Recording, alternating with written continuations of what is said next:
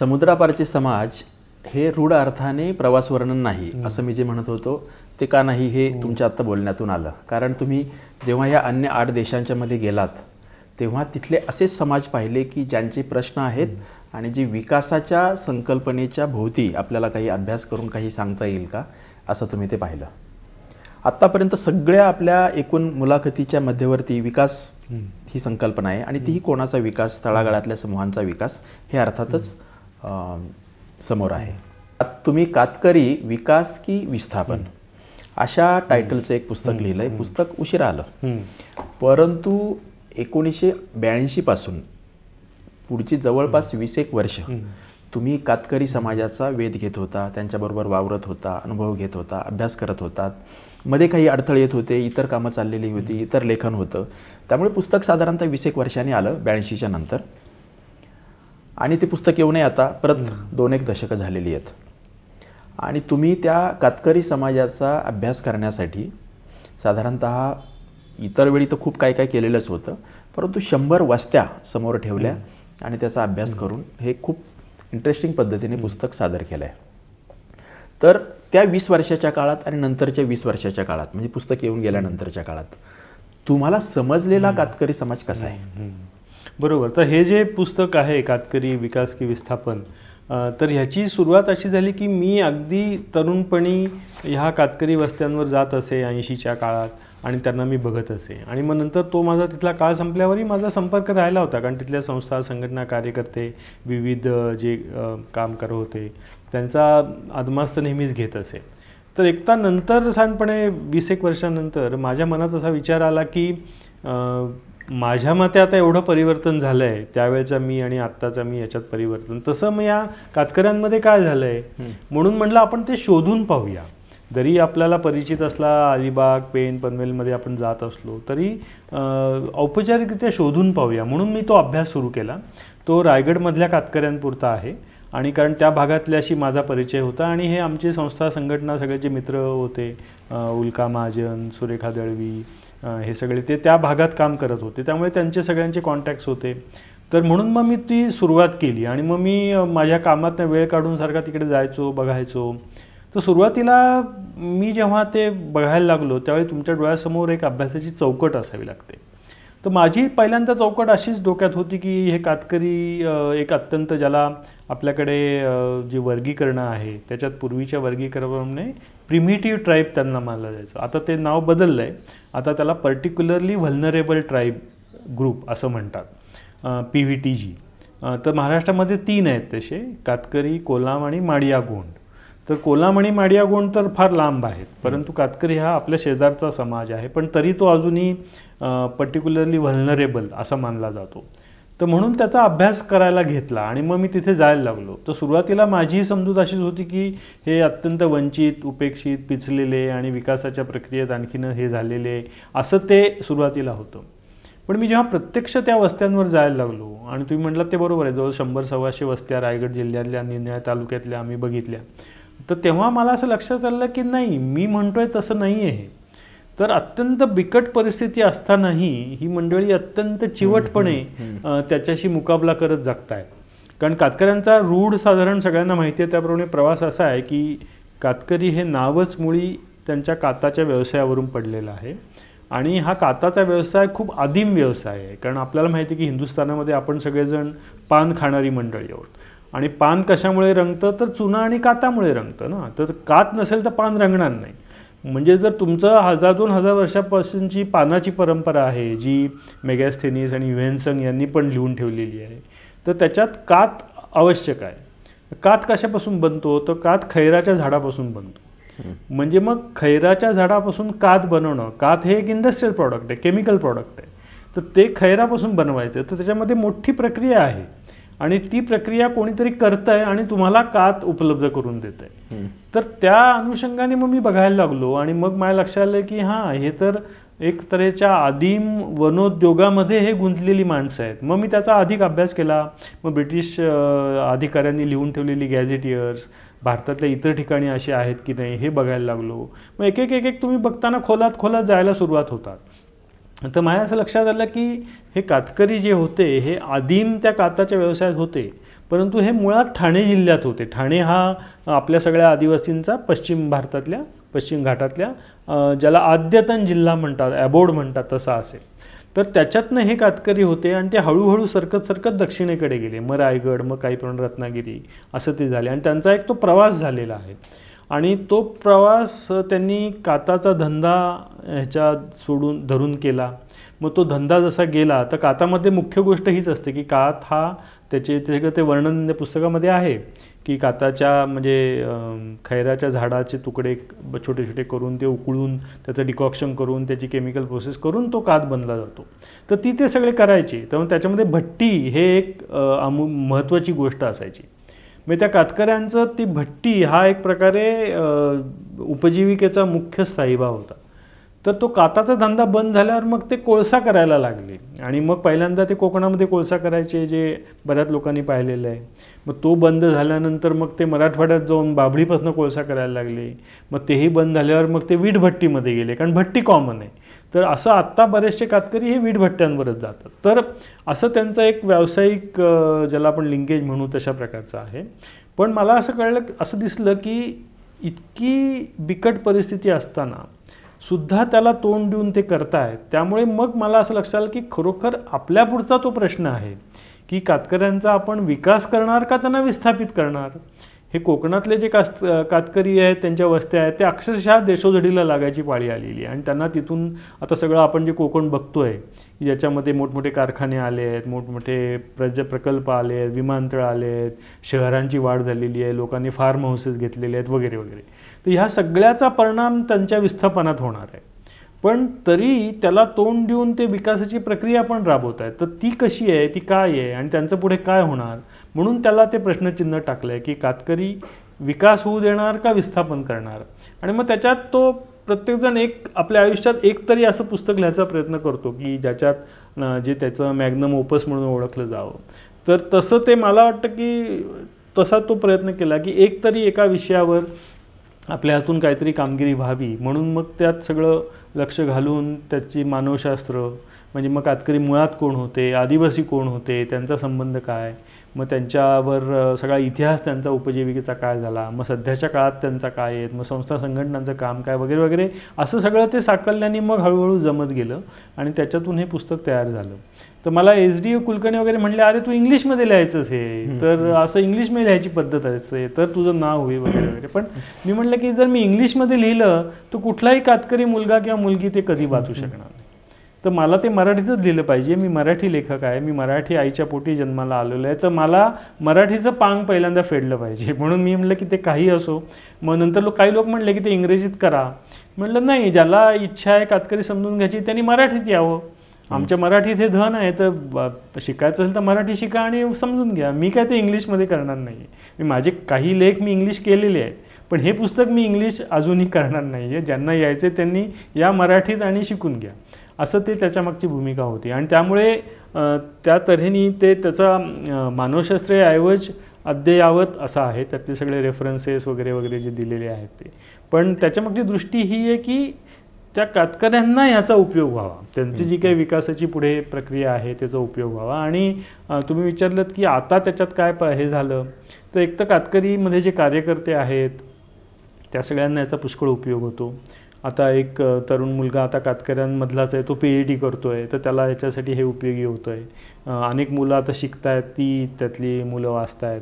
आणि आमचेच मित्र बाळ कोळेकर यांनी केवळ ह्या पुस्तकातून त्यांना जे लक्षात आलं त्याप्रमाणे त्यांचा कार्यक्षेत्र खरं कोयना भाग होता, परंतु त्यांनी याच्यानंतर महाड भागामध्ये जाऊन केवळ कातकऱ्यांमध्ये काम सुरू केलं. आणि कातकऱ्यांचा एक दुसरा पारंपरिक व्यवसाय गोड्या पाण्यातली मासेमारी हा आहे. तर त्याला सेंट्रल धरून त्यांनी एक मोठा असा मच्छीमार किंवा मत्स्य व्यवसाय प्रकल्प तिथे राबवला आहे, ज्याच्यामध्ये तलावामध्ये आधी मत्स्य बीज तयार करणं, ती वाढवणं, ती सोडणं आणि मग त्याच्यातून पुन्हा हे करणं, मग त्यांच्या सहकारी संस्था काढणं, असं मोठं काम सुरू केलेलं आहे. आता ते गेले 2-3 वर्षापासून त्यांनी कातकऱ्यांची सहकारी सोसायटी पण सुरू केलेली आहे, पतपेढी म्हणजे, आणि ती अतिशय उत्तम रीतीने चाललेली आहे. तर म्हणजे अशा तऱ्हेचं जर विकासाचं तुम्ही काही प्रेरणा दिल्या तर ते कार्यकर्ते असतील तर ते कार्यकर्ते ते घेऊन जातील, तर मग त्या समाजाचा विकास पुढे होऊ शकेल. तर त्याच्यावरही खरं तर आता लिहिण्यासारखं आहे की कातकऱ्यांची पतपेढी, आपण इतर पतपेढ्या पुष्कळ पाहिलेल्या आहेत, पण कातकरी समाज पतपेढी करून कसा प्रगती करतोय हेही आता एक नवीन त्याचं येण्यासारखं आहे. तर त्यामुळे मला असं वाटतं की या भूमिकेतून केलेल्या कामाचं आपल्या समाजाला, आपल्या भाषेला खरोखर त्या अर्थाने उपयोगी होण्यासारखं असतं. तुम्ही आता कातकरी समाजावरच्या या पुस्तकाच्याबद्दल जे सांगत होता ते पाहता असं लक्षात येतं की तुमची या पुस्तकामध्ये वैचारिक आणि भावनिक गुंतवणूक अन्य पुस्तकांच्या तुलनेत किंचित का होईना थोडी जास्त असणार. हे पुस्तक 2005-06 आलं आणि त्याचा अभ्यास तुम्ही म्हणताय तसं आधीची 20-21 वर्ष चालू होता.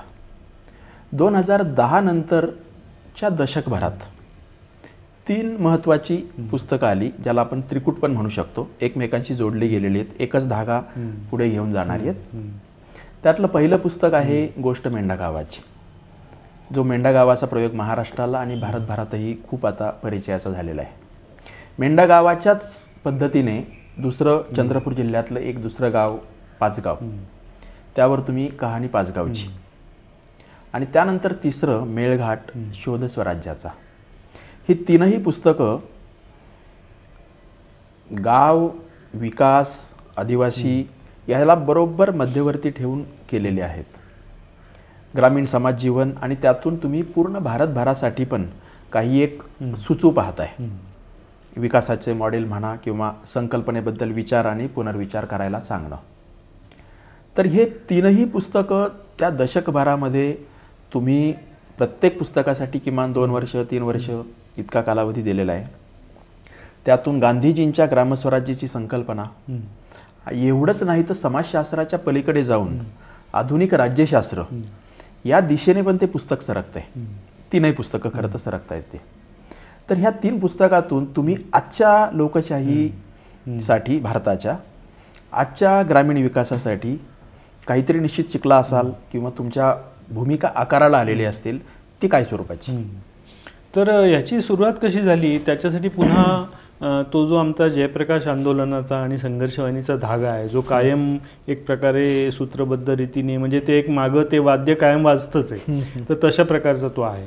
तर त्याच्यात माझे जे मित्र होते त्या संघर्षवाहिनीतले, मोहन, हिराबाई, हिरालाल, तर ते चंद्रपूरकडचे, आणि त्या विचारसरणीतून विशेषतः विनोबा भावे, जयप्रकाश यांच्या याच्यातून ते त्या भागामध्ये काम करत होते. आणि त्यांची अशी एक अनेक वर्षांची इच्छा होती की हे प्रत्यक्षात आणणारं, म्हणजे सर्वसहमतीच्या आधाराने निर्णय घेणं, आपला विकास आपणच करू मागणारं असं काही आदिवासी समूह आहेत का, असे त्याचा शोध घेत होते. आणि त्यात त्यांना या मेंढालेखा गावाचा शोध लागला आणि देवाजी तोफा त्यांचे मित्र झाले विविध आंदोलनातून. आणि मग त्या गावामध्ये राहून त्यांनी हे स्वशासन आणि स्वशासनातून समृद्धी अशा तऱ्हेचं एक सूत्र डोक्यात घेऊन ते त्या गावाबरोबर राहायला लागले, एक गावाचा मित्र म्हणून. आणि मग त्या गावाच्यात विविध प्रयोग त्यांनी आणि सगळ्यांनी मिळून केले, ज्याच्यामधली आपल्याला सगळ्यांना माहिती आहे की मेंढालेखा गावांची जी घोषणा आहे, दिल्ली मुंबईत आमचं सरकार आणि आमच्या गावात आम्हीच सरकार, तर ही घोषणा भारतीय राज्यघटनेत 73-74वी घटना दुरुस्ती व्हायच्या अगोदर दिलेली आहे, म्हणजे 92 सालाच्या अगोदर दिलेली आहे. आणि ते आदिवासी गाव ह्या सूत्राला धरून काही प्रयोग असे करत होते. आणि ते प्रयोग आमचे मित्र मोहन भाऊ हे जेव्हा भेटायचे तेव्हा ते सांगायचे आणि म्हणायचे असं असं आहे वगैरे वगैरे. मग ते एक दिवशी मला म्हणले की तू आता लिहितोयस, हे सगळं करतोयस, तू आमचं हे काय ते का नाही बघत, ते येऊन बघ एकदा. मग मी पूर्वी क्वचित गेलो असेल, पण मग त्याच्यानंतर 2008 नंतर 2009 नंतर विशेषतः तिथे मी परत जायला लागलो. ते म्हणले तू ये बघ हे काय चाललंय ते कर. आणि मग मी जेव्हा ते जायला लागलो पहिल्यांदा तिथे एक त्यांनी गोटूल शिबिर घेतलं होतं की गोटूल समजून घेणं असं एक अभ्यास शिबिर होतं, त्याच्यात मी गेलो. मग त्यात मी पाहिलं तेव्हा माझ्या लक्षात आलं की हे काहीतरी वेगळं क्रांतिकारक असं काहीतरी हे सांगतायत आणि मग ते आपण समजून घेऊया. म्हणून मग मोहन तिथे असल्यामुळे आणि देवाजी आणि ते सगळं गाव असल्यामुळे मग मी त्याचा अभ्यास करायचा ठरवलं. अर्थात त्या गावाची शिस्त अशी आहे की असं काही करायचं असेल तर ते ग्रामसभेची त्याला परवानगी किंवा मान्यता लागते. मग आम्ही त्या ग्रामसभेला सांगितलं की असं असं आहे, मला याच्यात रस वाटतो आणि हे महत्त्वाचं आहे, तर आपण करूया का अभ्यास. तर ते ग्रामसभेने मग हो म्हटलं आणि मग मी तिथे जात राहिलो 2-1.5 वर्षाच्या ह्याच्यात. आणि ते समजून घ्यायला लागलो. तर त्याच्यामधला जो ॲप्रोच आहे तो पॉलिटिकल हिस्टॉरिकल असा आहे, कारण त्या सगळ्या ज्या त्यांच्या घटना आहेत त्या साधारणपणे 85-87 पासून घडून गेलेल्या आहेत. त्यात विविध टप्पे जे आपल्या सगळ्यांना माहिती आहेत की कशा रीतीने त्यांनी हे सगळी प्रगती केली आणि कशी घोषणा दिली, कसेच झगडा संघर्ष केला वगैरे वगैरे. मग ते सुरू करत असतानाच हे वनाधिकार पण 2006 साली कायदा झाला आणि मग तेही आपल्याला माहिती आहे की हे पहिलं गाव झालं. त्यांनी त्या कायद्याचा बारीक अभ्यास केला आणि पुढची प्रक्रिया त्याच्यामधून केली. तर मी ज्यावेळी सुरुवातीला गेलो त्यावेळी नुकताच वनाधिकार त्यांना मिळाला होता आणि मग ते त्यांना जे ट्रान्झिट परमिट पाहिजे ते पण मिळालं नव्हतं, ते नंतर मिळालं. ह्या मग गोष्टी माझ्या बरोबर घडत गेलेल्या आहेत. म्हणजे आधीची प्रक्रिया ही मी समजून घेतली, पण नंतरच्या प्रक्रियेत आमच्या बरोबरीने समक्ष त्या उलगडत गेलेल्या होत्या. तर तसं गेल्यानंतर मग ती गोष्ट मेंढा गावाची लिहिली. त्याच्यात त्या भूमिकेत म्हटल्याप्रमाणे त्या मेंढा लेखा या एका गावामध्ये मी अख्खी भारतीय जनता पाहिलेली, की जो भारत आहे तो तो त्याच्यात मी पाहिलेला आहे आणि त्या भारताचं फक्त मी वर्णन किंवा त्याच्या कामगिरीचं वर्णन एक कारकून म्हणून केलेलं आहे. तर त्या भूमिकेतून ते असं केलं आणि माझ्या असं लक्षात आलं की भारतीय राज्यघटना जे म्हणू इच्छिती आहे किंवा करू इच्छिती आहे त्याचं प्रत्यक्ष रूप ही साधी आदिवासी माणसं करतायत. आणि जे आम्हाला तुम्ही मुंबई, पुणे, कोल्हापूर, बंगलोर मधल्या लोकांनी करायला पाहिजे खरं म्हणजे ते आम्ही न करता ती माणसं हे करून दाखवत आहेत. त्यांची जी घोषणा आहे ती प्रातिनिधिक आणि सहभागी लोकशाहीचा उत्तम संगम आहे की कशा रीतीने दोन्ही हातात हात घालून गेलं पाहिजे. नुसतं असं म्हणत नाहीत की आमच्याच गावात आम्ही सरकार, आम्ही काय वाटेल ते करू, असं नाही आहे.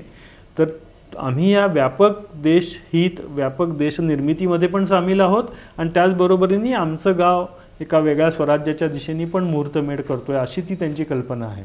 त्यामुळे मग ते सगळं त्या पद्धतीने लिहिलं आणि मग त्यांच्याच परंपरेला अनुसरून ते सगळं गावाबरोबर वाचन केलं. मग ते गावकऱ्यांनी सूचना केल्या, ते काही ठिकाणी दुरुस्ती केली आणि असं करून ते पुस्तक आपण प्रकाशित केलं. आणि आपल्याला माहिती आहे की पहिल्यांदा ते ग्रामसभेमार्फतच आपण ते प्रकाशित केलं. तर ही प्रक्रिया होईपर्यंत वनाधिकार हा रुजला होता आणि त्याच्या आधारे काही लोक काम करायला लागले होते. तर तसंच मग मोहन भाऊंचे शिष्य एक म्हणावे किंवा मित्र विजय देठे यांनी त्यांच्या पाचगाव गावात केलं. आता मेंढालेखा हे पूर्ण आदिवासी गाव होतं, पण पाचगाव हे विविध जाती जमातींचं होतं. तर अशा जाती जमातीत हे सगळं कसं होतं. आणि विजय देठे यांचा संस्कार काय फक्त गांधीवादी नव्हता, तो आंबेडकरवादी पण होता. तर गांधी, आंबेडकर आणि विजय देठे स्वतः फॉर्मर सोशल वर्कर MSW झालेले, तर त्यांचा तसा तो एक होता. स्वतः ते दलित समाजातून आलेले, तर त्यांनी अशा तऱ्हेने आदिवासी भागात जाऊन काम करणं ह्याची एक वेगळी गोष्ट होती. तर ती मोहनभाऊंची प्रेरणा, संस्कार हे एक वेगळ्या ह्याचे होते, पण विजयभाऊंचे पूर्ण वेगळे. तर त्याच्यातून काय निष्पन्न झालं ह्याची मग गोष्ट कहाणी आपण ती पाचगावच्या मध्ये लिहिलेली आहे. आणि तोपर्यंत मग वनाधिकाराखाली अनेक गावांना झाल्यामुळे मेळघाटमध्ये जे आपले पूर्णिमा उपाध्याय आणि बंडू साने आणि त्यांचे मित्र हे जे काम करतात त्याच्याशी माझा पूर्वीपासून परिचय होता. तर त्यामुळे तिथे पण मग वनाधिकाराची हे सुरू झाली आणि मग मेळघाटमध्ये अधिक व्यापक क्षेत्रात ते सुरू झालं. तर तोपर्यंत ही जी बैठक आहे की हे सगळं कुठल्या दिशेने जात आहे, तर हे निव्वळ स्वशासन नाही आहे किंवा निव्वळ आमचा कारभार आम्हीच चालू एवढा नाही आहे. तर त्याच्यामध्ये अधिक व्यापक आणि अधिक सखोल अशा प्रेरणा आहेत की ज्या खरोखर नवीन भारत घडवणाऱ्या आहेत. प्रातिनिधिक लोकशाही, सहभागी लोकशाही, लोकांचा नैसर्गिक साधनसंपत्तीवरचा अधिकार, त्याच्यातून ते करू इच्छिणारी समृद्धी, त्याच्यातून जी आमची भकास झालेली गावं आहेत त्या गावांमध्ये भांडवल निर्मिती, त्याच्यातून समृद्धी, त्याच्यातून शहाणपण, त्याच्यातून सभ्यता, अशा सगळ्या दिशेने हा प्रवास जाऊ शकतो असं ते त्याच्यातून लक्षात आलं. म्हणून मग मेळघाटच्या पुस्तकाला आपण मेळघाट शोध स्वराज्याचा असं दिलं की खरोखर स्वराज्याचा शोध एका बाजूनी ते घेत आहेत. तर अशा रीतीने तुम्ही म्हणता ते बरोबर आहे, ते एक प्रकारचं त्रिकूट किंवा हे आपण एक सिद्ध केलेलं आहे. आणि आता तर आपल्याला माहिती आहे की अशी अनेक गावं या दिशेने काम करणारी आहेत. ते केशव गुरनुले जिथे काम करतात, सतीश गोगुलवार करतात, त्यांच्या क्षेत्रामध्ये पुढे पुढे आणखीन गोष्टी झाल्या आहेत. ग्रामसभांचा महासंघ निर्माण झाला आहे. तर विविध तऱ्हेच्या नवीन राजकीय संरचना आता त्याच्यातून तयार होत आहेत की ज्या केवळ प्रातिनिधिक लोकशाही धरून जे आपण कवटाळून बसलो आहोत त्याच्यापेक्षा तिला पूरक अशा गोष्टी ते लोक करतात. कारण ग्रामसभांचा महासंघ हे कुणी ऐकलं सुद्धा नव्हतं की अशा ग्रामसभा असतात. आणि आम्ही जसा तो इंग्रजी लेख लिहिला आहे EPWमध्ये गेल्या वर्षी की ग्रामसभा म्हणजे नुसती बैठक नाही आहे, तर ग्रामसभा ही एक संस्थात्मक शक्ती आहे, ती एक इन्स्टिट्यूशन आहे, ती एक बॉडी कॉर्पोरेट आहे. जशी ग्रामपंचायत असते तशी. तर ह्या लोकांनी हे सिद्ध करून दाखवलं की बघा आम्ही कशी संस्थात्मक शक्ती आहे आणि ती कशी सगळ्याला प्रेरक आहे. तर ही संस्थात्मक शक्ती म्हणजेच एक प्रकारे भारतीय जनता आहे. तुम्ही म्हणलात की भारतीय जनता कुठे आहे, तर काय आपण सगळ्या गावांचा दौरा नाही करू शकत, पण ती एका गावामध्ये जिथे पाहतो आपण ती सगळी जनता एकत्र येते ग्रामसभेमध्ये, तर तिथेच तो खरा भारत असतो. त्यामुळे तो खरा भारत शोधायचा, तो कसा पुढे प्रगती करणार आहे हे जाणून घ्यायचं, असं त्या प्रयोगाची एक ऐतिहासिक काय म्हणू वैशिष्ट्य आहे किंवा महात्मता आहे.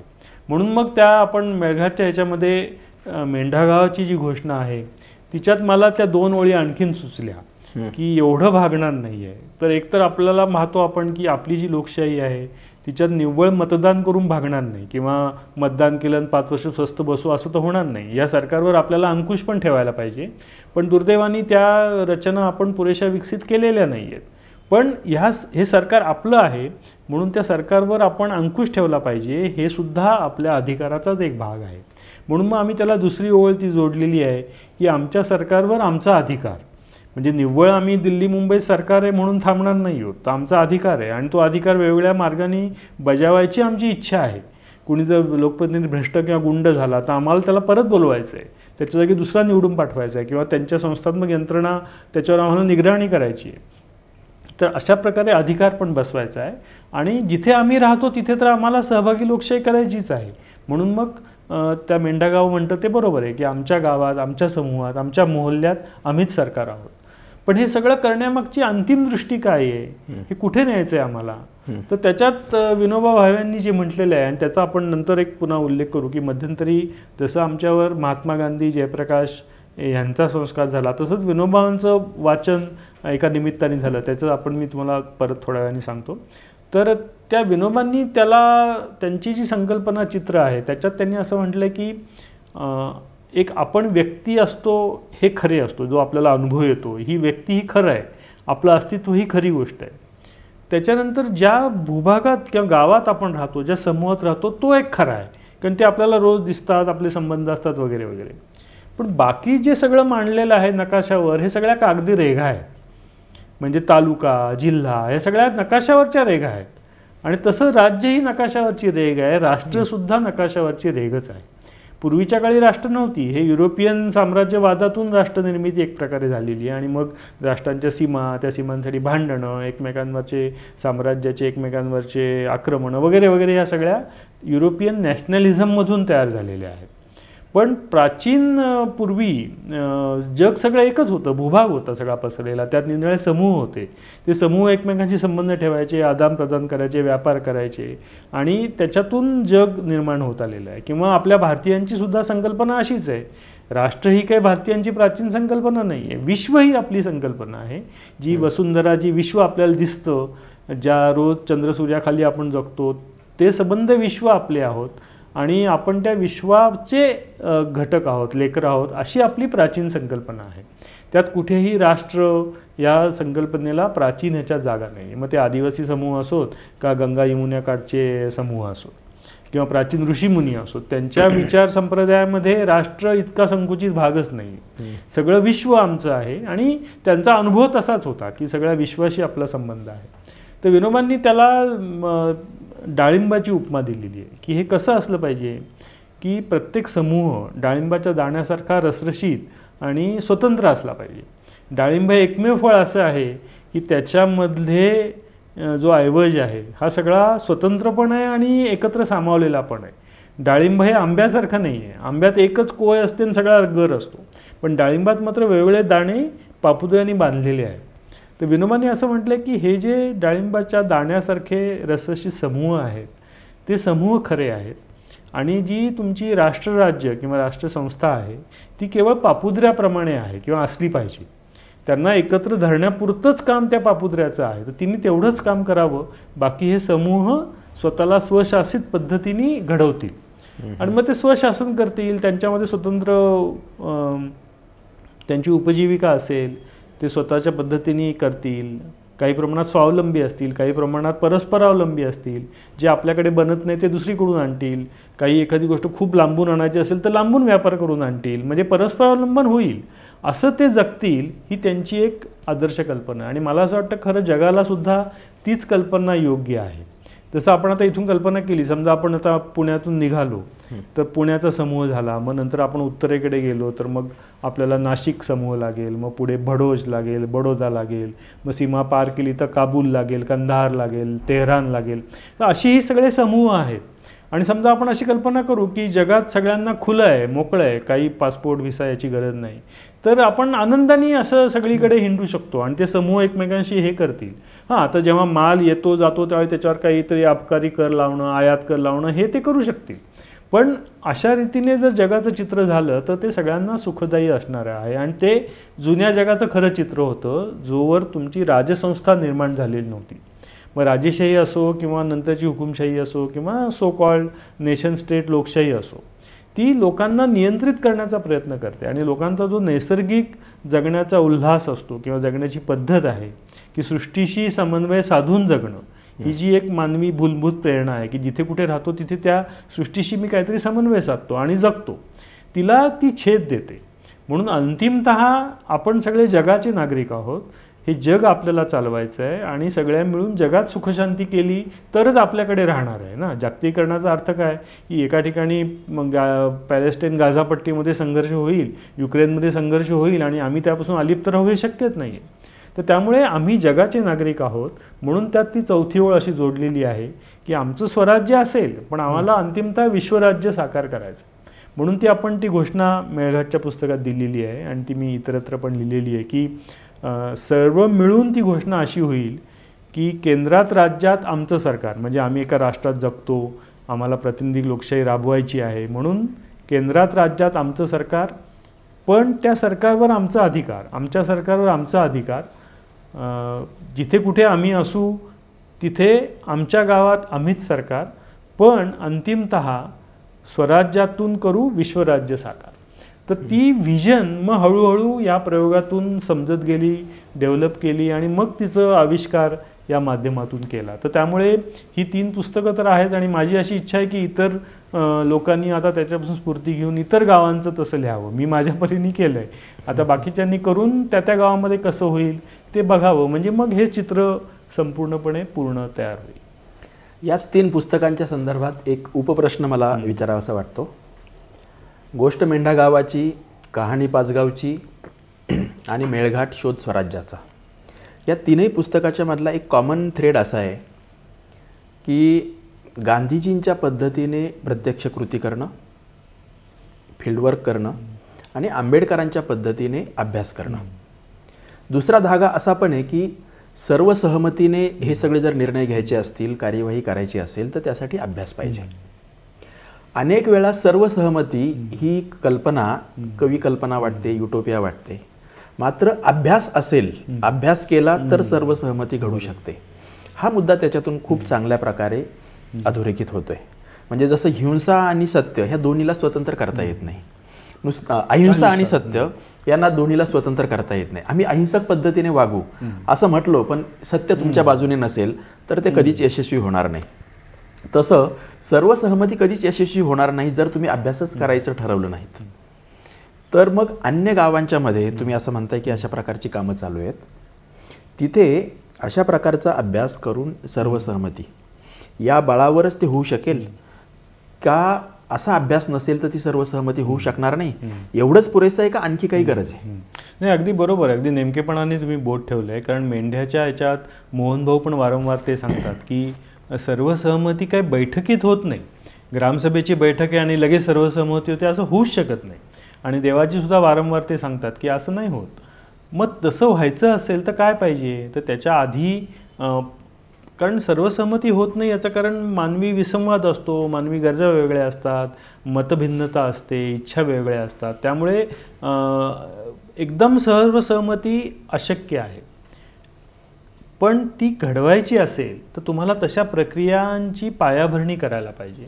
आणि अभ्यास मंडळ ही ती प्रक्रिया आहे की तुम्ही सगळेजण एकदम बसाल त्यावेळी तुमची होणार नाही, पण तुम्ही तुमच्या छोट्या छोट्या गटामध्ये बसाल, तिथे अभ्यास कराल की बा असं का होतं आहे, असं का होत नाही, काय केलं पाहिजे, माझा हा प्रश्न आहे, मग तो प्रश्न कसा दूर केला जाईल, तुझा प्रश्न तसा दुसऱ्याचा आहे का, मग तो दोघांचा प्रश्न कसा सोडू, वगैरे वगैरे. तर अभ्यास जर तुम्ही केलात तर तिथे तुम्हाला सोडवण्याच्या मार्ग, त्याची उपलब्धता, त्याच्यावरची चर्चा हे सगळं करू शकता. अभ्यास मंडळात निर्णय घ्यायचा नसतो, त्यामुळे तुम्ही फक्त त्याचे सगळे धागेदोरे काढायचे असतात. जे काही तुम्हाला चर्चा चर्वित करायचं आहे ते सगळं तिथे करायचं आणि त्याच्यातून जी समज विकसित होते त्याच्यामुळे नंतर तुम्ही ग्रामसभेत यायचे.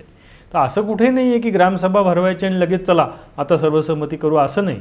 सर्वसहमती कृत्रिम रीतीने थोपवायची नाही आहे, तर ती संबंध समूहामध्ये आपोआप विकसित व्हायला पाहिजे आणि त्यासाठी पुरेसा वेळ पण द्यायला पाहिजे, अवकाश द्यायला पाहिजे, विविध समाज घटकांचं म्हणणं समजून घ्यायला पाहिजे. तर त्यासाठी अभ्यास अतिशय आवश्यक आहे. तर ज्या गावांना असे प्रयोग करायचे आहेत त्यांनी अभ्यास मंडळं पण आधी केली पाहिजेत, अभ्यासाची सवय लावली पाहिजे आणि तशी ती लावली तरच मग सर्वसहमतीसारखं मोठं उद्दिष्ट हे आवाक्यात. म्हणजे भारतीय संविधानाच्या निर्मिती वेळचे जे कॉन्स्टिट्यूशनल डिबेट्स आहेत ते जरी पाहिले तरी मला असं वाटतं की त्याच्याशी याचं साम्य आहे. तिथे सुद्धा संविधान सभेमध्ये काही फटाफट नुसते निर्णय होत नव्हते. वेगवेगळ्या समित्या होत्या, मसुदा समिती तर होतीच आंबेडकरांच्या नेतृत्वाखाली, परंतु अनेक उपसमित्या होत्या. ते विशिष्ट विषयावर अभ्यास करत होते, तिथे सादर करत होते ही बाजू ती बाजू आणि मग त्याच्यावर निर्णय प्रक्रिया राबवली जात होती. तसंच तुम्ही आत्ता काहीतरी सुचवताय. ही पुस्तकं 2008 नंतर तुम्ही अभ्यास करायला सुरुवात केली आणि पुढच्या 10-12 वर्षामध्ये ही आलेली आहेत. 2012ला मेळघाट, 2012मध्ये गोष्ट मेंढा गावाची आली आणि त्यानंतरच्या 7-8 वर्षात दुसरी 2 पुस्तकं आली. याच काळात बरोबर 2008 ते 20 याच 10-12 वर्षाच्या काळात तुम्ही आणखी परत वेगवेगळ्या देशांच्या मध्ये जात होता आणि त्यावर आधारित लेख लिहित होता. ते दिवाळी अंकांच्या मधून प्रकाशित होते आणि त्याच्यावरचं पुस्तक क्षितिजा पारच्या संस्कृती हे 2020च्या दरम्यान आलेलं आहे. आता तुमचं पुस्तक 2002च्या दरम्यान आलेलं आहे समुद्रापारचे समाज आणि नंतरचं हे क्षितिजा पारच्या संस्कृती. साधारणतः 2-1 दशकाचं अंतर आहे. त्या काळात तुम्ही ते सगळे वेगवेगळे देश पाहिले, अभ्यास केला, त्याचे हेतू थोडेसे वेगळे असणार, आत्ताचे वेगळे असतील. तर ह्या 2 पुस्तकाच्या मध्ये समाज आणि संस्कृती ह्या शब्दामधून तुम्ही तर सूचित केलेलंच आहे. तर या 2 पुस्तकात काय फरक तुम्हाला सांगता येईल आणि क्षितिजा पारची संस्कृती हे त्याच्यापेक्षा कसं वेगळं आहे? तर आधी आपण पाहिलं तसं समुद्रापारचे समाजमध्ये तिथले समाज, त्यांच्या पुढचे विकासाचे प्रश्न, त्याला ते झगडत असणाऱ्या गोष्टी यांचं जास्त वर्णन आहे. परंतु एवढंच काही नसतं. काही वेळा तुम्ही ह्याच्या पलीकडच्या गोष्टी पण पाहता. उदाहरणार्थ मी आता त्या ऑस्ट्रेलियन संस्थेबरोबरच होतो, त्याच्यामुळे मला ऑस्ट्रेलियातले आदिवासी हे बघायला मिळाले. एरवी ऑस्ट्रेलियात आदिवासी आहेत की नाही हेही बऱ्याच जणांना माहीत नाही, पण समजा धरून चालू की ते माहिती आहे. पण त्यांच्याकडे जाणं, त्यांना भेटणं ही जवळजवळ अशक्य गोष्ट असते. कोणालाच तसं ते मिळत नाही, कारण ऑस्ट्रेलियातले आदिवासी हे संबंध मानवी उत्क्रांतीमधले अत्यंत ज्याला आदिम किंवा मूळचे पुरातन अशा प्रकारचा लोकसमूह आहे आणि तो ऑस्ट्रेलियाच्या त्या भागामध्ये अक्षरशः घनीभूत झालेला होता 50-100 वर्षापूर्वीपर्यंत. मग गोरे लोक तिथे जायच्या पूर्वीपर्यंत. तर त्याचं एक ब्रॉड कारण असं आहे की जसं आपण मगाशी बोलताना म्हटलं की आफ्रिकेतून माणूस बाहेर पडला आणि तो सगळ्या जगभर संचार करायला लागला, तर तसं त्याची जी स्थलांतरं झाली आहेत त्यातली स्थलांतराची एक शाखा ती भारतमार्गे गेलेली आहे. पण भारतमार्गे जाऊन अंदमान बेटं, इंडोनेशिया वगैरे जाऊन ती ऑस्ट्रेलियामध्ये गेली. आता त्या काळात काय होतं की भौगोलिक परिस्थिती थोडी वेगळी होती. समुद्राची पातळी ही वरती होती, खाली होती, समुद्र खालती होता, त्यामुळे भूभाग जास्त मोकळा आणि उघडा होता. त्यामुळे काही स्थलांतरं ही शक्य झाली. आता उदाहरणार्थ तुम्ही नकाशावर इंडोनेशिया आणि ऑस्ट्रेलिया पाहिलं तर त्यांच्यामध्ये अगदी चिंचोळा असा हे आहे, म्हणजे जणू काही तो जोडलेलाच असेल पूर्वी. तर त्यामुळे त्या लोकांनी स्थलांतर करून ते तिथे गेले. पण नंतर ह्या समुद्राच्या पातळीमध्ये आणि इतर याच्यात खूप फरक पडला. त्यामुळे ते जे तिथे गेले ते ऑस्ट्रेलिया नावाच्या बेटावर राहिल्यासारखे झाले आणि ते तिथे अडकल्यासारखे झाले. नंतरच्या जगाशी त्यांचा संबंध आला नाही. आपल्याकडे जो भूभाग होता हा सगळा एकमेकांशी जोडलेला आहे. तुम्ही बघाल की पार इजिप्तपासून इराक, इराण मधला जॉर्डन, इराण, अफगाणिस्तान, पाकिस्तान, भारत हे सगळा मोठा भूभाग आहे ज्याच्यावर लोकांचं आदान प्रदान, येणं जाणं, आक्रमणं, स्थलांतर हे होत आहे. त्यामुळे इथे एक सर्वंकष अशी एक समाज व्यवस्था की जी एकमेकांची खूप देणं घेणं करते आहे. अरब येत आहेत, ग्रीक येत आहेत, रोमन येत आहेत, व्यापार चालतो आहे, हे जे घडू शकलं तिथे ते घडलं नाही. आणि त्यामुळे ऑस्ट्रेलियातले आदिवासी हे पूर्णपणे गेले 60,000 वर्ष पण ते मानवप्राणी होते. त्यामुळे मानवाच्या ज्या ताकदी होत्या, ज्या सगळ्या प्रेरणा असतात, ज्या क्षमता असतात, त्या त्यांच्यामध्ये होत्याच. तर त्यांच्या आधाराने त्यांनी स्वतंत्र एक संस्कृती आपली तयार केली होती. आणि मग मी तेव्हा तिथे गेलो त्यावेळी मला ते फार कुतूहल होतं की जो आमचा मानवशास्त्राचा अभ्यास आणि पाया होता की एकदा तरी मी ते ऑस्ट्रेलियातले आदिवासी बघीन. आणि सुदैवाने मी त्या संस्थेबरोबर काम करत होतो. त्यांच्याकडे मी हट्टच धरला की नाही, मला तुम्ही ते करून द्या. मग त्यांनी ते सगळं केलं, कारण त्यासाठी पुष्कळ व्यवस्था करावी लागते. असं तुम्ही उठला आणि जसं आपल्या आदिवासी पाड्यावर गेले असं नाही होऊ शकत. त्याच्या परवानग्या काढाव्या लागतात, तुम्हाला कोणतं न्यावं लागतं, तिथल्या लोकांना सांगावं लागतं वगैरे वगैरे. पण ते त्याच्यात काम करत असल्यामुळे त्यांनी मला ऑस्ट्रेलियाच्या मध्यात ॲलिस स्प्रिंग नावाचं आहे. ऑस्ट्रेलिया हा सुद्धा अत्यंत वैराण मोकळा भूभाग आहे. तर त्याच्यात तिथून पुन्हा 300 किलोमीटर दूर आम्ही गेलो. मग ते आदिवासी लोक भेटले, बोलले, पाहिले, तर त्यांच्यात बसलो. तर त्याच्यावरती मग मी तो पहिला लेख लिहिला की आदिम ऑस्ट्रेलिया. आणि मग त्याच्यात अर्थात आपण असा लेख लिहितो त्यावेळी मग त्याचं इतर वाचून त्यांच्याबद्दलची पूर्वीची माहिती काय झालं, मग वसाहतवादी याच्यात काय झालं, पूर्वी कसे होते, त्यांचं अध्यात्म काय आहे, त्यांचे विचार काय, त्यांचे देवदेवता काय, पूजा अर्चा काय, हे सगळ्या गोष्टी आपण जमा करत जातो. तर तसं करून तो मी एक लेख लिहिला. तर आता ह्या लेखाचा दृष्टिकोन एक संस्कृती समजून घेण्याचा होता. निव्वळ त्यांचे जे विकासाचे प्रश्न आहेत ते नाही, ते त्याच्यात आले, परंतु खरा मुद्दा आपल्यासारखा समाज घटक तिथे बसलेला पाहिला. आणि एक माझा अनुभव मी त्या लेखात लिहिला आहे आणि तो मी तुमच्यासमोर खरं तर सांगतो की मी जेव्हा त्या लोकांच्यात बसलो त्यावेळी मला अजिबात परकं वाटलं नाही. आपण जर्मनीमध्ये जातो किंवा स्वीडनमध्ये जातो तर आपल्याला वाटतं की अरे हे वेगळेच आणि आपण वेगळे आहोत, हे केवळ रंगामुळे होतं वगैरे असं नाही. पण एकंदरीत असं वाटतं. पण मी जेव्हा त्या ऑस्ट्रेलियन आदिवासींमध्ये बसलो ते काही प्रमाणात माझ्यासारखे दिसायला होते, काही प्रमाणात वेगळे होते. पण मला वाटलं की नाही, ह्यांचा माझा काहीतरी आदिम धागा आहे, मी ह्यांच्यासारखाच आहे, ह्यांच्याबरोबरचाच आहे. तर ते काही कदाचित भारतात खपून सुद्धा गेले असते. पण ती जी जाणीव झाली ती आमच्या त्या आदिम आफ्रिकन वारशाची आहे की आपल्या सगळ्यांमध्ये ते जी जनुकं आहेत, जरी आपली सरमिसळ झाली असली, पुष्कळ हे झालं असलं तरी आपल्या सगळ्यांमध्ये आदिम जनुक आहेत. त्याचा आपण नंतर पायतं बोलू, त्याच्याविषयी पण मी नंतर लिहिलेलं आहे. तर तिथे बसल्यावर तो एक खरोखर भाव मनात तयार झाला की हे माझे बंधूच आहेत. आणि त्याच्यातून मग तो लेख त्याच्यामुळे लिहिला. आणि मग नंतर तसंच काही निमित्ताने इतर ठिकाणी जेव्हा गेलो, जसं आम्ही तुर्कस्तानमध्ये गेलो होतो. पण तुर्कस्तानची जी पश्चिम बाजू आहे ती सगळी ग्रीक जुन्या वसाहतींची आहे. आणि जे आपण इतिहासात ट्रॉय नावाचं शहर ऐकलं आहे की जे हेलन ऑफ ट्रॉय प्रसिद्ध आहे. तर ते ट्रॉय नावाचं शहर आजही तिथे आहे आणि त्याचं पुरातत्वीय उत्खनन खूप शतकानुशतके झालेलं आहे. आणि ते खरं तर त्या होमरच्या इलियड या महाकाव्यातलं एक शहर, म्हणजे जसं आपल्या महाभारतातलं हस्तिनापूर असावं तसं. पण ते खरं होतं आणि होमरने लिहिलं तेव्हाही होतं आणि नंतरच्या काळात सुद्धा. तर काही संशोधकांनी त्याचा आधार घेऊन ते सगळं खोदून पाहायचा प्रयत्न केला आणि खरोखर त्यांना 9 स्तर त्याच्यात सापडले की जे 2-3 हजार वर्षापासूनचे नंतरचे ते ट्रॉय नगरी आणि ग्रीकांचा इतिहास वगैरे तो तिथे प्रत्यक्ष जाऊन तुम्हाला बघता येतो. आणि मग तशीच इतर जुनी ग्रीक राज्य वगैरे पण तिथे आहेत. तर त्याच्यावरचा एक लेख मी त्याच्यामुळे त्याच्यात लिहिला. त्याच्यानंतर आम्ही आर्मेनियामध्ये ती जी पदयात्रा काढली होती आमचे मित्र राजगोपाल यांच्यामुळे, तर ते आर्मेनिया हा मधला देश आहे जो भारत आणि युरोप यांच्यामध्ये. तर तिथे हिंडताना ते सगळं तिथलं देश बघता आलं की जे तिकडनं आपल्याकडे लोक आले तसं म्हणतात. तर तिथलं समाजरचना कशी आहे. नंतर दुसऱ्या एका प्रकल्पाच्या निमित्ताने अफगाणिस्तानात मला जायची संधी मिळाली. त्यामुळे ते जे अफगाण लोक आणि सगळा तो विषय आहे, मी मुख्य गेलो होतो ते बामियान या जागी, जिथे बामियान बुद्ध प्रसिद्ध होता आणि त्याची तालिबानांनी तो नष्ट केला. तर त्याच ठिकाणी ते संस्थेचं केंद्र होतं. म्हणजे अक्षरशः त्या बुद्धाच्या ज्या प्रतिमा आहेत डोंगरातल्या त्याच्याच खालती त्यांच्या संस्थेची इमारत वगैरे होती. म्हणजे त्याच्या खिडकीतून जसं आपल्याला आत्ता इथून सिंहगड किंवा पर्वती दिसतं त्याच्याहीपेक्षा या मागच्या झाडासारखं ते बुद्ध दिसायचे. तर तसं त्या बामियान शहरात असताना मग तिथे त्याच्या भोवती असणारी ती हजारा नावाची कम्युनिटी, मग त्यांचा इतिहास, मग त्याच्याशी संबंधित चेंगीज खानांनी काय केलं वगैरे वगैरे असं ते सगळं संस्कृती चित्र त्याच्यातून तयार झालं. म्हणून मग ते जे लेख लिहिले ते सगळे त्या सूत्राला धरून होते की ती संस्कृती समजून घेण्याचं. आणि मी दुसऱ्या एका लेखात लिहिलं आहे की तुम्हाला भारत समजून घ्यायचा असेल तर निव्वळ हा आपला भारतीय भूखंड आहे, म्हणजे काश्मीरपासून कन्याकुमारीपर्यंत, तेवढाच समजून घेऊन चालणार नाही. तर तुम्हाला तिकडे इजिप्तपासून ब्रह्मदेशपर्यंत एवढा सगळा जो भूभाग आहे तो भूभाग समजून घ्यावा लागेल. त्याच्यात ज्या घडामोडी घडत आहेत, त्याच्यात जी स्थलांतरं घडत आहेत, त्यांच्यामुळे हिंदुस्थान आजचा तयार झालेला आहे.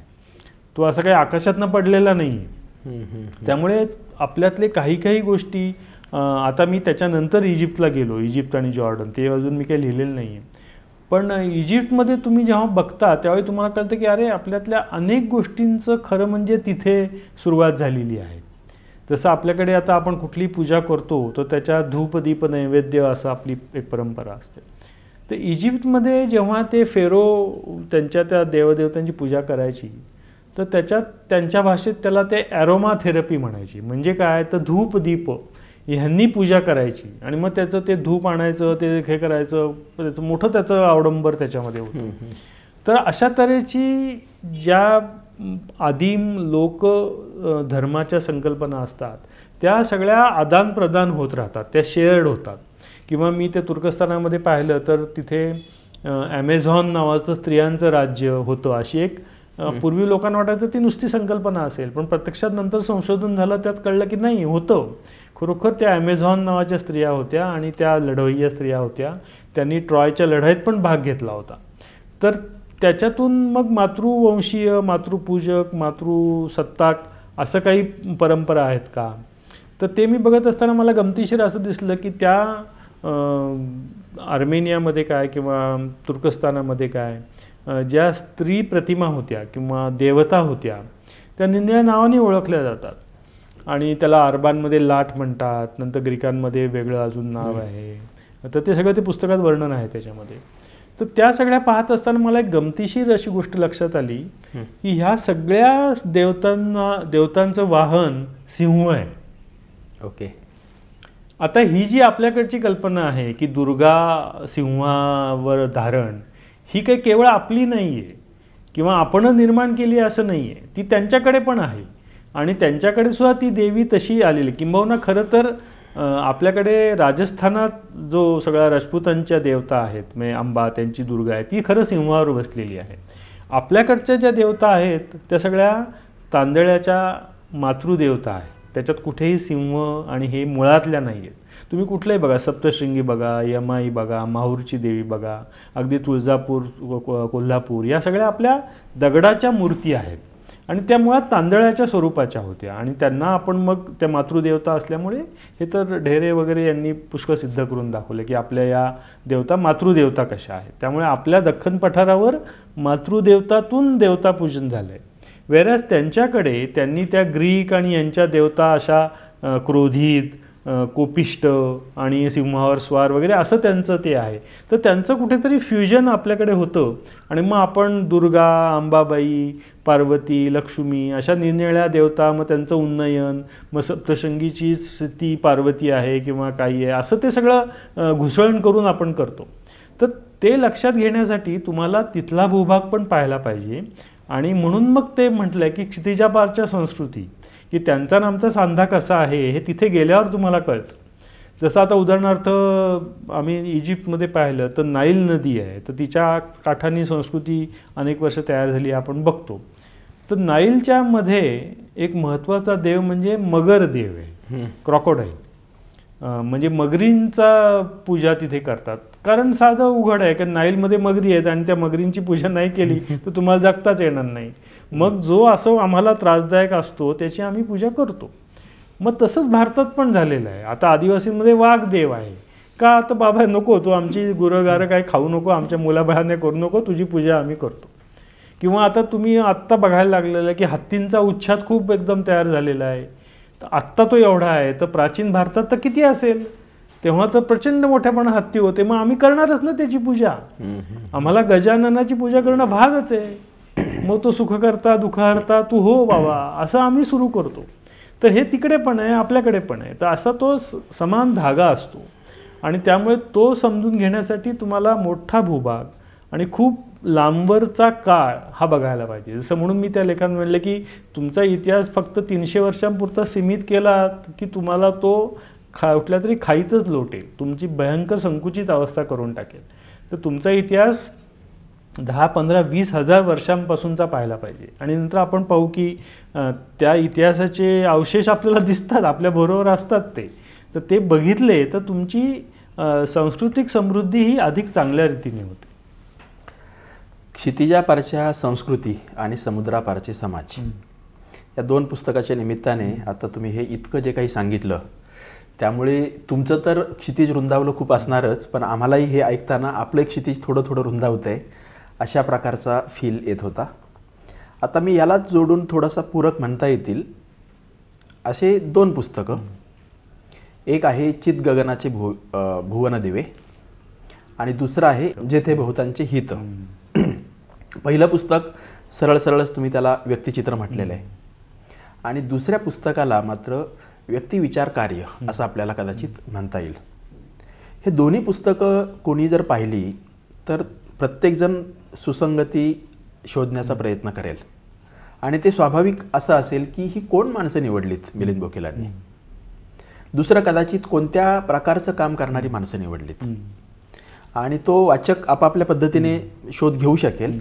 पण तुम्हाला आत्ता मागे वळून बघताना ही व्यक्तिचित्र आणि दुसऱ्या पुस्तकातलं व्यक्तिविचार कार्य हे आपण कोणते निवडले त्यावेळी तुम्ही लिहित गेलात, ते प्रसिद्ध होत गेले, त्याला काही निमित्त मिळत आली, नंतर एक थीम घेऊन तुम्ही ती पुस्तकं प्रकाशित केली, हे बरोबर आहे. परंतु तरीही असा प्रश्न थोडासा स्वतःशीच विचारला की कोणत्या माणसांनी आपल्याला खुणावलं आणि का आणि त्यांच्या कोणत्या कामाने, तर असे काही कॉमन थ्रेड तुम्हाला सापडतात? तर बरोबर आहे. आधी जेव्हा त्यांच्यावर व्यक्तिचित्रात्मक लेख लिहिले त्यावेळी अशी दृष्टी नव्हती. ती मुख्यत्वे करून ती व्यक्ती ती आपल्याला आपल्या संपर्कात आली. आता एक गोष्ट उघड आहे की त्या व्यक्तिचित्रांमध्ये अशोक सासवडकर हे जर सोडले तर बाकी सगळे हे ज्याला आपण ज्येष्ठ म्हणू अशा प्रकारच्या वर्गातले आहेत, जे आपल्यापेक्षा ज्येष्ठ आधीच्या पिढीतले अशा प्रकारचे बहुतेक सगळे त्यातले लोक आहेत. पण अशोक सासवडकर सुद्धा वयाने त्याच्यात माझ्या वयात पुष्कळ अंतर होतं, 15-20 वर्षाचा असेल, त्यामुळे तसा तो वेगळ्या ह्याच्यातलाच होता. परंतु ते लेख लिहिताना त्यावेळी त्या व्यक्तीशी असलेल्या संबंधातून ते लिहिलेले आहेत. उदाहरणार्थ श्रीपू भागवत यांच्यावरचा लेख हे एक संपादक, ते गेल्यानंतर ते संपादक आणि आपला कसा होता त्याच्यामुळे ते लिहिलेले आहेत. किंवा शरद कुलकर्णींवरचा लेख पण की जे मी आधी म्हटलं तसं त्यांनी जे आम्हाला आदिवासी अभ्यासाची एक ओळख करून दिली त्याच्यामुळे लिहिलं. आणि त्यांचा मुख्य म्हणजे महाराष्ट्राच्या सामाजिक जीवनाशी जो कनेक्ट होता, जो त्याचे ते हिस्सेदार होते आणि त्यांनी एक मोठा कालखंड पाहिलेला होता, त्याचं त्याच्यामध्ये हे आलेलं आहे. किंवा कमल रणदिवे ह्या शास्त्रज्ञ म्हणून कशा होत्या, त्यांचा काय इन्फ्लुएन्स झाला आणि त्यांच्या अनुषंगाने इतर स्त्री शास्त्रज्ञ आणि त्यांचं कॉन्ट्रीब्युशन असं सगळी चर्चा त्याच्यामध्ये झाली. आणि त्याच्याच अनुषंगात 2 लेख आई आणि वडिलांवरचे लिहिले की जे आई वडीलच आहेत आणि त्यांच्याबद्दल तर आपल्याला काही ना कधीतरी लिहावंच लागतं. जर तुम्ही लेखक असाल तर तुम्हाला आज न उद्या अंतिमतः आपल्या आईवडिलांबद्दल लिहावंच लागतं. तर त्यामुळे ते गेल्यावर त्यांच्याबद्दलचे लेख लिहिले. किंवा त्यातला एक लेख जो किनाऱ्यावरचा कल्पवृक्ष म्हणून आहे, जो जयंतराव पाटील यांच्या संदर्भात आहे. तर जे आधी जे आपण उल्लेख केला जनाचे अनुभव पुस्ता, त्याच्यामध्ये ह्याचा एक हिस्सा आलेला आहे याच नावाने. त्याच्यामध्ये तो कल्पवृक्ष चिक्कू हे फळ आहे, कारण त्या चिक्कूच्या आधाराने वारली समाजामध्ये एक समृद्धीची प्रेरणा आणि कार्यक्रम जयंतराव पाटील यांनी केला. जयंतराव पाटील हे भारतातले एक अग्रगण्य शेती शास्त्रज्ञ, मी तर म्हणेन की स्वामीनाथन यांच्याच तोडीस तोड काम त्यांनी केलेलं आहे आणि ते मोठे शास्त्रज्ञ होते. भारताच्या नियोजन मंडळाचे सदस्य होते. नरसिंहराव पंतप्रधान असताना जयंतराव त्यांचे सल्लागार होते कृषीविषयक आणि त्यांनी महत्त्वाचे कामं जी मुख्यत्वे करून जी फळांची क्रांती आपण आज बघतो की अगदी आपल्या चौकाचौकात सगळीकडे फळं उपलब्ध असतात. भाज्या आणि इतर धान्य महाग आहेत, पण फळं तुलनेने आज तुम्हाला पेरू, डाळिंब, अंजीर हे मोठ्या प्रमाणावर मिळतं. याचं कारण एक फलक्रांती आपल्या देशात केली, तर त्याच्यात त्यांचा एक सहभाग होता. तर त्यांच्याबद्दल लिहिलेला असा आहे. तर आणि अशोक सासवडकर हा असा मित्र की ज्यांनी मला त्या सुरुवातीच्या वयात सगळा जो सपोर्ट दिला त्याच्यामुळे त्या गोष्टी घडल्या. आणि तो एका महाराष्ट्रातल्या कार्यकर्त्याचं एक प्रातिनिधिक चित्र आहे की जो समाजवादी, स्वयंसेवी, प्रगतिशील पिढीचा हे आहे अशा आणि निरलस आहे, पुन्हा एकटाच आहे. तर अशा माणसाचं ते एक चित्र त्याच्यामध्ये आलेलं आहे. तर ते सगळं जेव्हा मग एकत्र केलं तेव्हा असं लक्षात आलं की एक प्रकारे ते आपले गुरुजन आहेत. म्हणजे फॉर्मल अर्थाने नसतील, फॉर्मल अर्थाने कदाचित स देशपांड्यांसारखे गुरुजन म्हणून असतील, पण इन्फॉर्मल अर्थाने त्यांच्याकडून आपण काहीतरी घेतो, काहीतरी शिकतो, अशा अर्थाने ते आपण ज्याला म्हणतो की गुरु ऋण फेडण्याचा तो प्रयत्न आहे. म्हणजे आईवडील सुद्धा एका परीने त्याच कॅटेगरीमधले असतात की त्यांचं ऋण आपण फेडायला पाहिजे. तर त्यामुळे ती सगळी चित्र जी आहेत ते चितगगनाचे भुवन दिवे हे त्या अर्थाने आहे की ते आपलं मनोकाश उजळणारे जे दिवे असतात, तर ती ज्ञानेश्वरीतली ओवी त्याच्यात दिलेलीच आहे. तर ते जे असे मनोकाश उजळणारे दिवे हे ज्ञानेश्वरांनी निवृत्तीनाथांना उद्देशून म्हटलेलं आहे की निवृत्तीनाथ हा माझा चित गगन उजळणारा दिवा आहे. तर त्यामुळे ते तशा प्रकारचे असल्यामुळे त्यांना ते शीर्षक आणि ते तसं दिलेलं आहे की अशा तऱ्हेने आपलं मनोकाश उजळणारी ही व्यक्तिमत्व असतात आणि म्हणून ती पुस्तकं त्या पद्धतीने बांधलेली आहेत. ती म्हणजे ते पुस्तक त्या सूत्राभोवती गुंफून तसं केलेलं आहे. आता दुसरं जे नंतर यावर्षी गेल्या वर्षी आलं, येथे बहुतांचे हित, हाही तुकाराम बुवांचा अभंग आहे आणि तो पहिल्यांदा दिलेलाच आहे त्याच्यात. तर त्याच्यामध्ये जे निरनिराळे समाजशास्त्रीय लेख वेगवेगळ्या निमित्ताने लिहिले, जे आधीच्या सूत्रापेक्षाही वेगळे होते, असे त्याच्यात एकत्र केलेले आहेत. आणि त्याच्यामध्ये तुम्ही म्हटलं ते बरोबर आहे की 3 विभाग आहेत. एक वैचारिक जो आपण विचार केलेला आहे तो आहे, दुसरा ग्रामीण समाज आणि त्याच्या संदर्भातला आहे, आणि तिसरा व्यक्तींची काय गोष्टी आहेत ते आहे. तर यातला वैचारिक जो भाग आहे तो पूर्ण खरोखर वैचारिक असा आहे की ज्याच्यामध्ये ज्या विषयांची आपण चर्चा करत असतो की विवेक, अंधश्रद्धा निर्मूलन, विज्ञाननिष्ठा, किंवा नरेंद्र दाभोलकर हे ज्या गोष्टीसाठी जमले, त्यातला पहिला लेख विवेकात आणि विचारनिष्ठा हा त्यांच्याच त्या आपण कार्यक्रमाला निमित्त जे केलं ते आहे. तर तिथपासून ती तशी सुरुवात झाली की या निमित्ताने आपले विचार काय आहेत आणि ते विचार पुन्हा कशा रीतीने मांडता येतात. कारण मी असं म्हणतो की मी लेखक आहे, मी त्या अंधश्रद्धा निर्मूलनाच्या किंवा दाभोळकरांच्या नंतर ज्या चळवळी झाल्या त्याच्यात प्रत्यक्ष सहभागी असं होणार नाही, परंतु मी त्याचा भागच आहे. त्यामुळे मी लेखनाच्या माध्यमातून त्याच्यात माझं काय जे काम करायचं ते मी करणार. तर त्यामुळे त्या पद्धतीने ते लिहिलेले आहेत. आणि मग त्यालाच अनुषंगून जो मी पूर्वी एक लेख लिहिला होता, स्त्री जन्म म्हणवनी न व्हावे उदास, तर तो मिळून साऱ्या जणी त्यावेळी त्या सुरुवातीच्या अंकामध्ये ती एक खास लेख मला त्यांनी केली होती. तर त्यात मला असं लक्षात आलं की रॉबर्ट ब्रिफॉ नावाच्या मानवशास्त्रज्ञांनी 100 वर्षापूर्वी एक प्रकारे स्त्रीमुक्तीचा हा विचार मांडलेला आहे, जो मानवशास्त्रीयदृष्ट्या त्यांनी पाहिलेला आहे. आणि त्यांनी असं दाखवून दिलं की तुमची जी समजूत आहे की स्त्रिया अबला आहेत किंवा त्यांचं काही कॉन्ट्रीब्युशन नसतं आणि त्यांनी फक्त चूलमूलच करायचं, असं अजिबात नाही आहे. तर खरोखर मानवी संस्कृती घडवणारं स्त्रियांचं हे आहे, असं त्यांनी 100-125 वर्षापूर्वी त्याला जे आदिवासी समाजांचे अभ्यास करता आले त्याच्यावरून त्यांनी लिहिलं. आणि त्याचा 3 खंडात्मक तो ग्रंथराज आहे, द मदर्स नावाचा. त्याचे 500-500, 700 पानी असे 3 खंड आहेत. ते आता फक्त इंटरनेटवरच तुम्हाला आता बघायला मिळतील. तर ते मी वाचले. मी गोखले इन्स्टिट्यूटचा सदस्य होतो आणि तिथे मला ते नेमके मिळाले. मी ते वाचले आणि मी अक्षरशः रोमांचित झालो की अरे 100-125 वर्षापूर्वी एक जण, आणि तो मानवशास्त्र म्हणजे आदिवासींचे उदाहरणं देऊन आपला मुद्दा स्पष्ट करतो. मग तो असं म्हणतो की तुम्ही म्हणता तसं स्त्रिया शेतीच्या व्यवस्थेत काही नुसत्या कडेच्या वर्कच नव्हत्या, त्या त्याच्या अग्रभागी होत्या. त्या घर बांधू शकायच्या, त्या शेतीचं ज्ञान त्यांना होतं, ज्याला मेडिसिन म्हणतात. तर ते मेडिसिन म्हणजेच औषधाची कल्पना ही स्त्रियांशी निगडीत आहे. तर अशा रीतीने त्या किती प्रभावी होत्या हे त्यांनी दाखवलेलं आहे. आणि नंतरच्या काळातल्या ज्या स्त्रीमुक्तीशी किंवा स्त्रीमुक्तीची धारणा घेऊन काम करणाऱ्या मानवशास्त्रज्ञ, अर्थशास्त्रज्ञ आहेत, त्यांनी पण तो धागा वाढवलेला आहे की तुम्ही समजताय तशा त्या आबला नाही आहेत, त्यांचं एक वेगळं कार्यकर्तृत्व आहे, पण ते तुम्ही समजून घेतलेलं नाही. तर म्हणून त्याचा परामर्श घेऊन मी तो लेख लिहिला होता, स्त्री जन्म म्हणवनी न व्हावे उदास, हा जनाबाईचा अभंग आहे. तर त्याच्यात मला ते लक्षात आलं की त्या संबंध ह्या पट्ट्यामध्ये पुरुषप्रधान पितृसत्ताक व्यवस्था याच्या अगोदर कशी स्थिती होती, आणि ज्याचं काही दिग्दर्शन शरद पाटील यांनी पण केलेलं आहे की त्यांनी जे भारतीय स्त्री धर्म आणि भारतीय आदिम परंपरा याच्यामधला स्त्रियांचा हिस्सा तो त्यांनी कसा दाखवलेला आहे. तर त्याचाही परामर्श त्याच्यात घेतलेला आहे. तर त्याच्यात तो म्हणजे असा पूर्ण वैचारिक दृष्टीने या विषयाला पाहिलेला आहे, म्हणून तो पहिला सेक्शन तो आहे. नंतर गावगाडा जेव्हा त्र्यंबक नारायण अत्र्यांनी लिहिला, त्याची 100 वर्ष पूर्ण झाली, तेव्हा त्याची रिवाईज एडिशन निघाली, तर त्याच्या निमित्ताने एक लेख लिहिला आहे. तर गावगाड्याच्या संदर्भामध्ये लोकांना एवढं माहिती आहे की बलुतेदारी व्यवस्था होती आणि ते बलुतेदार हे शेतकरी वर्गाला उपयुक्त काम करायचे आणि त्यांचे एकमेकांचे आंतरसंबंध असे होते.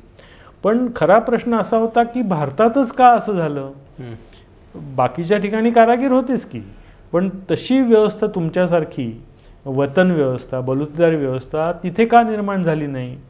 तर त्याचं कारण तुमचा एक जो धार्मिक किंवा सो कॉल्ड आध्यात्मिक पाया किंवा दृष्टिकोन असतो त्याच्यामधून ते तयार होतं. आणि मग त्याच्याशी संबंधित केवळ ते कारागीर आणि ग्राहक असा तो संबंध न राहता तुमची सगळी समाजव्यवस्था, तुमचे सगळे सामाजिक संरचना, तिच्या पायाभूत असलेल्या तुमच्या धार्मिक आणि इतर कल्पना आणि त्याच्यात घडलेली स्थित्यंतरं, तुम्ही ज्या पर्यावरणात राहता त्याच्याशी संबंध, असं मिळून ती सगळी व्यवस्था सिद्ध झालेली आहे.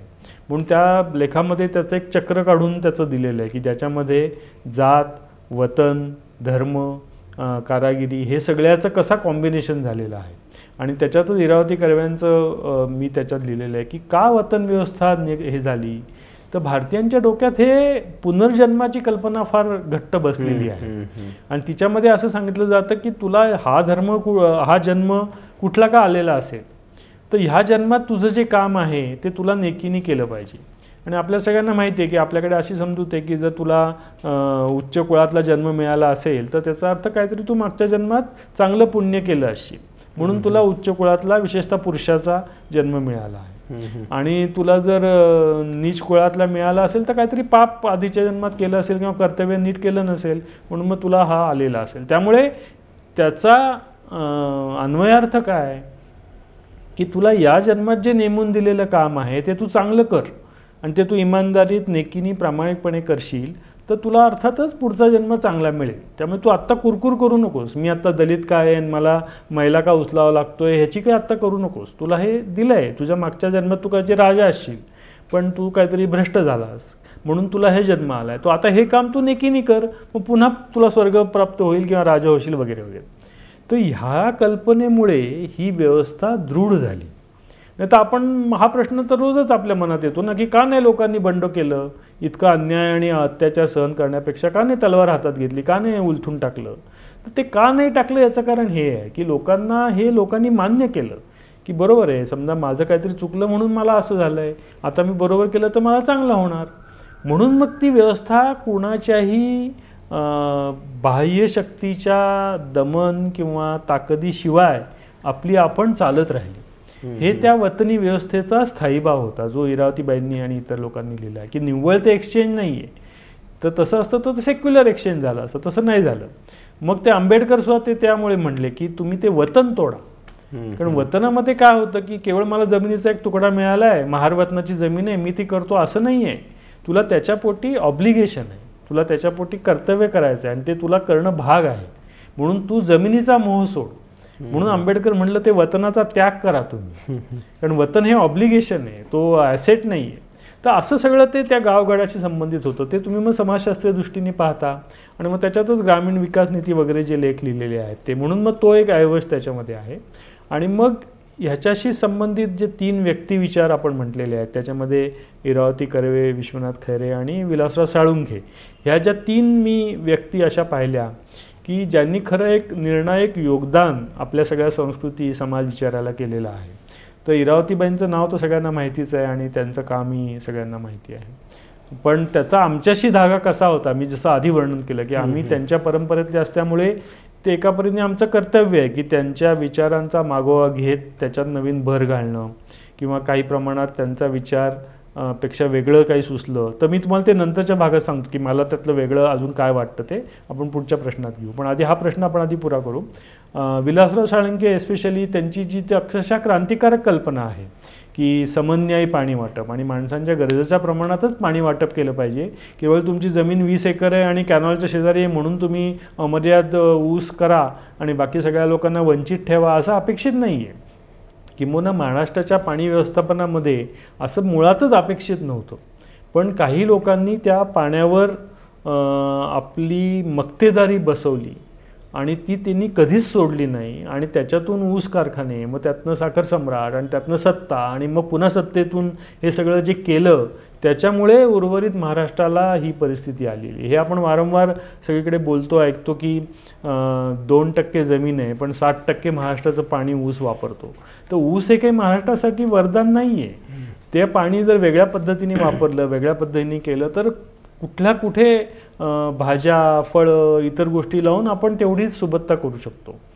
तर तो सगळा जो मुद्दा आहे तो विलासराव साळुंखे यांनी खरं मांडलेला होता आणि मला इतकं वाईट वाटतं म्हणून मी त्या जे मध्यंतरी लेख लिहिले लोकशाहीच्या संदर्भामध्ये त्याच्यात मी ते मुद्दाम सांगण्याचा प्रयत्न केला की हे जे बहुजन समाजाची आंदोलनं किंवा मराठा आरक्षणासंदर्भात जी आंदोलनं तयार होत आहेत त्यांना विलासराव साळुंखेंचा विसर पडला आहे की जो त्यांच्यामधलाच एक बहुजनांमधला एक अतिशय ब्रिलियंट इंजिनियर काहीतरी इतकं वेगळं प्रतिमान मांडतोय तर आज कोणाला त्यांचं नावच माहीत नाही. पण खरोखर समन्यायी पाणी वाटप जर केलं तर महाराष्ट्राची सगळी समाजरचना बदलू शकते. एक वेगळ्या तऱ्हेची सभ्यता, वेगळ्या तऱ्हेचा न्याय, वेगळ्या तऱ्हेचा समताधिष्ठित विचार हा येऊ शकेल. कारण पाणी हा तुमचा मूलाधार आहे, तुमच्या जीवनाचाच मूलाधार आहे. त्यामुळे त्याच्या आधाराने जर समाजरचना केली तर ती अधिक चांगली होईल. पण आता विलासराव साळुंखेंचं नावही कोणाला माहिती नाही म्हणून ते त्याच्यात तो लेख आहे. आणि विश्वनाथ खैऱ्यांचा जो आपण आता नंतर बोलूच की भाषेच्या संदर्भात जे क्रांतिकारक काम केलं आहे ते त्याच्यामध्ये आलेलं आहे. त्यामुळे तुम्ही आधी म्हटलात ते बरोबर आहे की एकतर शुद्ध विचार म्हणजे ज्याला आपण रिझन म्हणतो किंवा विवेक म्हणतो त्याच्याशी संबंधित गोष्टी, जो ग्रामीण समाज आपण पाहतोय त्याच्याशी संबंधित गोष्टी आणि व्यक्तींनी काही नवीन विचार मांडला आहे असं मिळून ते पुस्तक सिद्ध होतं.